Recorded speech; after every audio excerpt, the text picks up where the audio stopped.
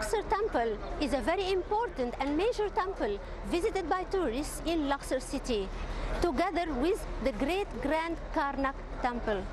This season, the temple is totally packed with tourists coming from all over the world to visit the temple that was built by two pharaohs, King Ramesses II and King Amun-Hotep III.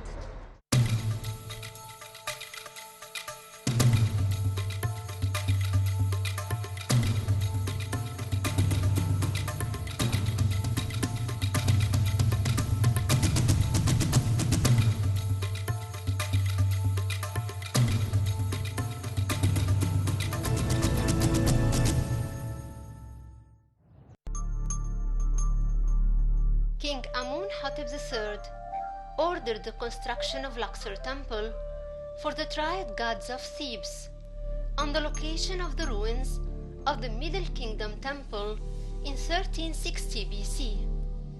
There were two reasons behind this order, the first of which is to reassure his kinship to God Amun himself, as his rights to sit on the throne were incomplete, when the royal Egyptian tradition stated that the pharaoh had to be a son of a king and a queen, or married to a princess of pure royal blood. Neither conditions applied on Amun-Hotep III, having a foreign mother and a wife from the common people called Ti. After the death of his father, he consulted with the priests of God Amun to legalize his claim of the throne by relating himself directly to God Amun as a son. They came up with a story similar to the story of the divine birth of Queen Hatshepsut and recorded it on the walls of the birth chapel in Luxor Temple. The story simply says that God Amun revealed himself to Amun-Hotep's mother, Mutim Uya, as a human in the image of her husband, Thutmose IV. So she had a relation with him and gave birth to a male, whom he called Amun-Hotep, which means God Amun is content. This story proves that his road to the throne wasn't smoothly paved, and it gave him a priority and advantage to all the previous pharaohs, for he is a direct descendant from Amun himself. This leads to the second purpose of building the temple, which is satisfying the priests of Amun and expanding their power by building a great temple for Amun. The great open court of Amenophis III is 51 meters wide by 45 meters. It's the highlight of the temple, with its splendid columns that were erected in the eastern and western and northern sides.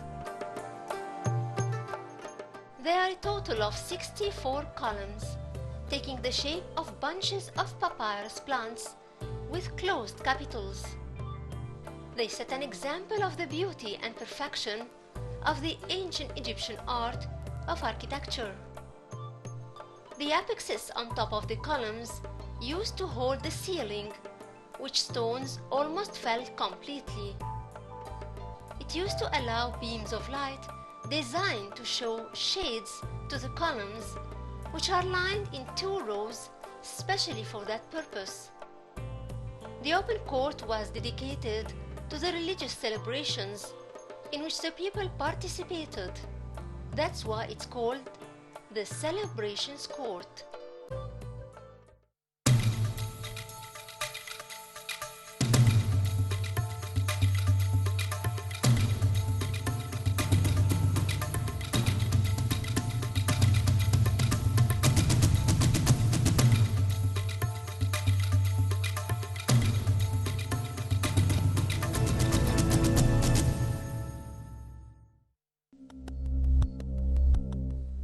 God Amun took the form of a human whose head is topped by a crown, composed of two vertical reeds. He has also appeared with a human body and a ram's head, for the ram was a sacred animal of god Ammon. Sometimes he takes the shape of god Min, the god of fertility, and in other times he appears in the geese form. His cult started in Armant and flourished in Thebes. He was mentioned in the Pyramids texts as an eternal god, for he was connected with the octonary of El Ashmonean. His cult has extended to include the whole Egyptian land, being a state god. He was also associated with god Zeus of Greece. A merge has happened between Ammon and Ra, starting from the 11th dynasty. This has appeared for the first time on the stele of King Entef Wa Ankh, or Entef II. He was also mentioned in more than a place in the reliefs of the temple of King Montuhotep II Nebhebet Ra, to earn the adjectives of Ra and his powerful position amongst people, and to have himself accepted and his nature as being Ra is understood. As a sun god, it was difficult for people to understand the meanings of hidden and absence and ambiguousness, which his name symbolizes. Frankfurt suggests that the reason behind the merge between Ra and Ammon is due to the nature of Ammon as a god of air. For the creative power in air and the sun is the same, and that elevating Ammon-Ra to the stage of the greater god Ra was on the basis that there isn't a force or a power in the universe that can match merging the sun with the air. Nevertheless, the adjective of Ammon as a god of air wasn't related to him until the New Kingdom era.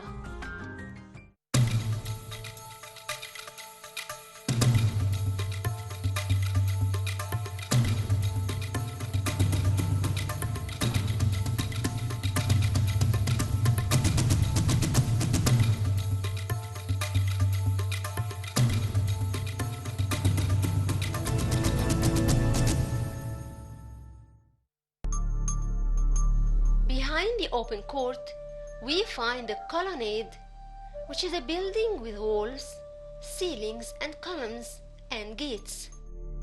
Here in Luxor Temple, it comprises 4 rows of columns.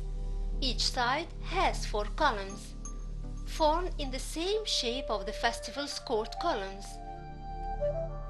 It could be considered a transfiguration for the god. That's where the statue of the god rises after it comes out of the sanctuary, which lies behind the hall.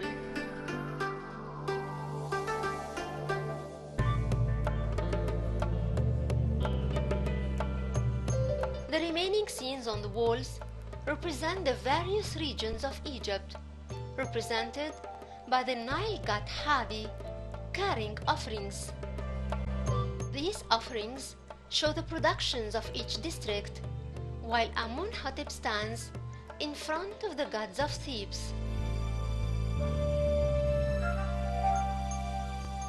Some pharaohs recorded their names in cartouches on the columns and walls of this hall, like Seti I, Ramesses II, Ramesses III, Ramesses IV, and Ramesses VI. There are 3 chapels on the right and left sides of the hall dedicated to god Khonsu, the son of Ammon, and goddess Mut, his wife. It is thought that they were dedicated to the sacred barks of each of them. Broken steps led once to the ceiling. In the middle of the southern wall of the colonnade, few steps lead to a hall where 8 columns were erected. During the Roman period, and in 379 AD, Emperor Theodosius I declared Christianity to be the state religion of Egypt. Thus, the Coptics converted this hall into a church. They started by removing the 8 columns and closing the entrance to the sanctuary by blocking it with a wall in the form of a niche with 2 granite columns on both sides. The beautiful carvings of Amun-Hotep III in relationship with gods were covered with a thick layer of plaster, over which Christian figures of saints were painted. By time, part of the coating fell down to reveal the original reliefs of the king in front of god Amun and goddess Mut. Behind the church is a hall with 4 columns, thought to be dedicated to the offering tables, for more than 40 offering scenes are relieved on its walls. In the middle of its southern wall lies the original sanctuary of the temple, which is meant to be on a straight axis to the entrance. King Amenophis III is represented on its walls, presenting many sorts of offerings to the gods. He releases incense from a long pipe to purify the gods and the sanctuary, and presents a list of offerings in which the name and quantity of each offering is written in a square. The offerings included colored clothes, vases, incense burners, oils, food, beverage, and linen.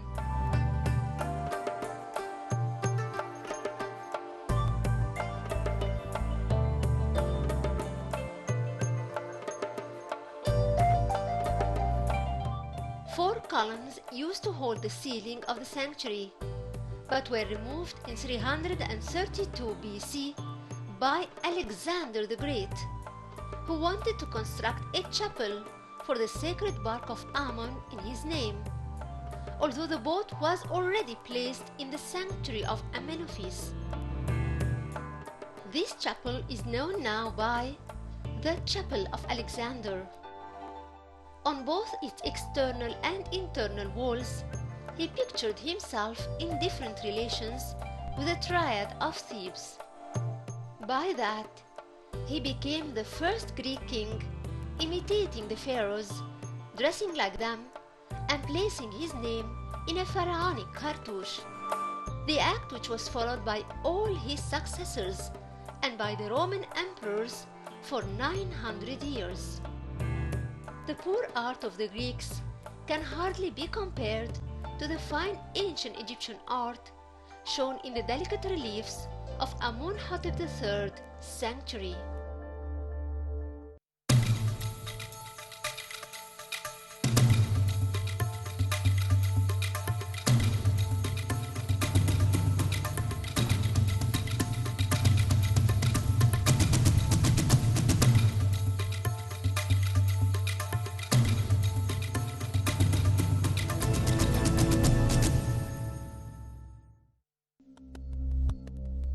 The early sources revealed for the first time directly, and thus on the walls of the chapel of Sesostris I in Karnak, the title of Ka-Mut-F, which is a title that expresses the role of god Amun-Ra as being a god of fertility.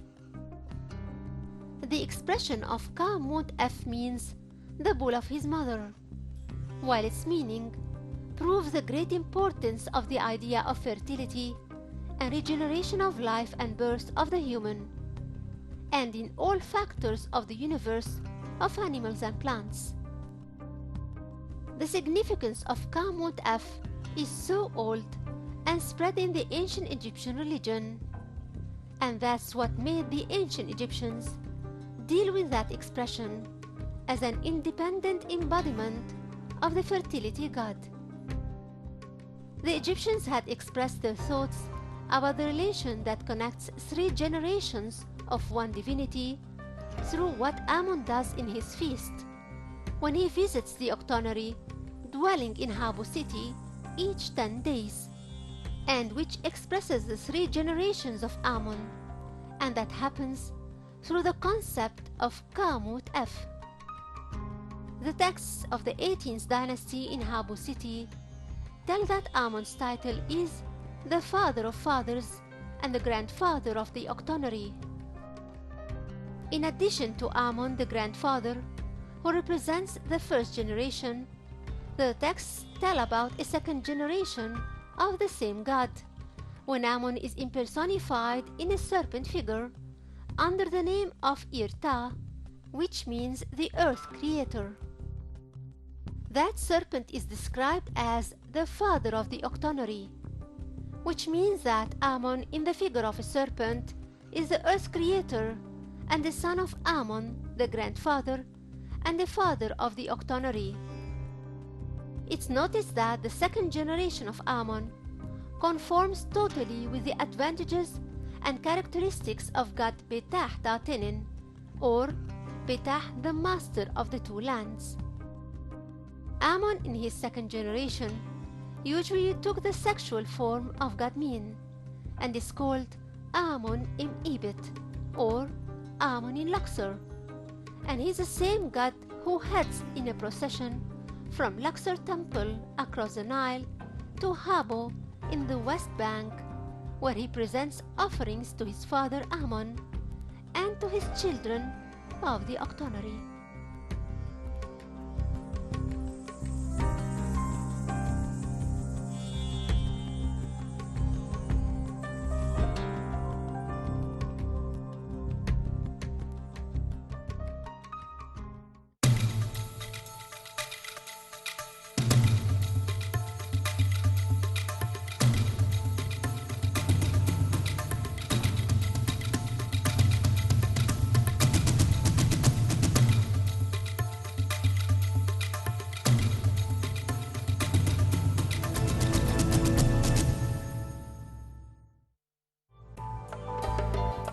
A room behind the sanctuary leads to the birth chapel of the king.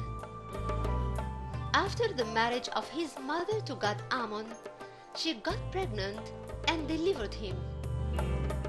3 rows describe this sacred delivery with the help of goddesses, especially goddess Hekat, a female with a frog head, the goddess of delivery. Then, an important scene shows the final outcome of that sacred story, when god Khnum, the ram-headed god, sits on the potter's wheel and makes the baby of Amun-Hotep and his double, the Ka, out of mud and water. Later, goddess Hathor gives him life represented in the Ankh symbol. With that scene, Amenophis III successfully achieved his main purpose of building the temple and earned the right to sit on the throne of Egypt.